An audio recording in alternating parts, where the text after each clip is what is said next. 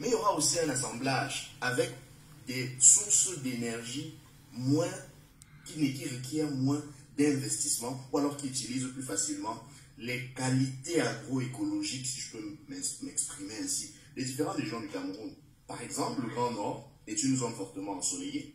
On peut par exemple là-bas développer l'énergie solaire, l'énergie photovoltaïque, pour que la population ne soit plus en compétition avec les entreprises sur l'énergie que produisent les barrages hydroélectriques. On peut faire la même chose dans la partie sud du Cameroun, qui a beaucoup de barrages, qui a beaucoup de cours d'eau, pardon, et avoir des mini-barrages qui peuvent alimenter des communautés, des villages en énergie électrique, de telle sorte que maintenant tout le potentiel hydroélectrique dont dispose le Cameroun puisse être mis au service de la création d'un hub.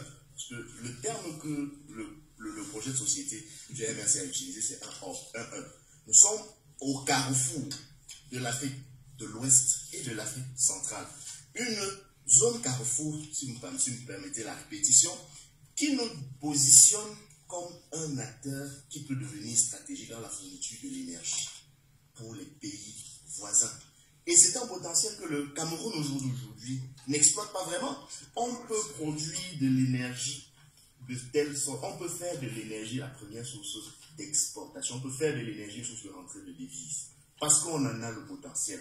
Donc sur la question énergétique, il faut absolument régler cela en créant une sorte de mix énergétique qui englobe à la fois les petits barrages, les sources alternatives de production d'énergie et les sources traditionnelles de production d'énergie. Il faut également adresser la question de l'industrialisation, la politique industrielle.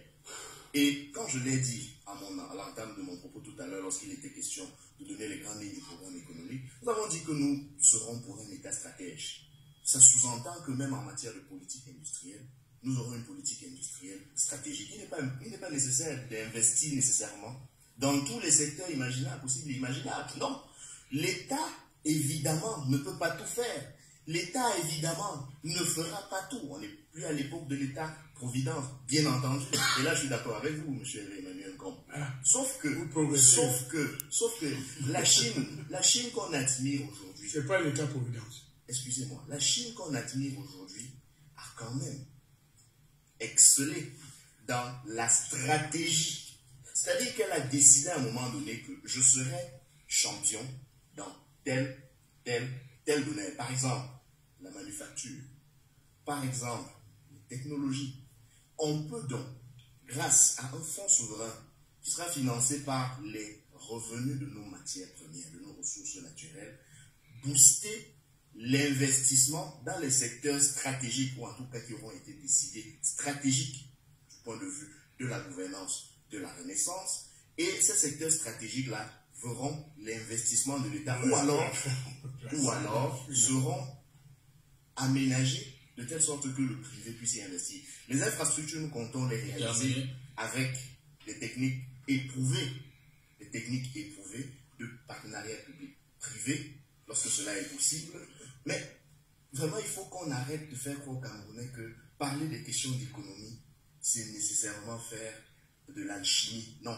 Parler des questions économiques, c'est leur dire simplement comment est-ce qu'on améliore leurs conditions de vie. Et je tiens à ajouter là-dessus. Je tiens à ajouter sur cette question-là. Parce qu'on est habitué, vraiment habitué.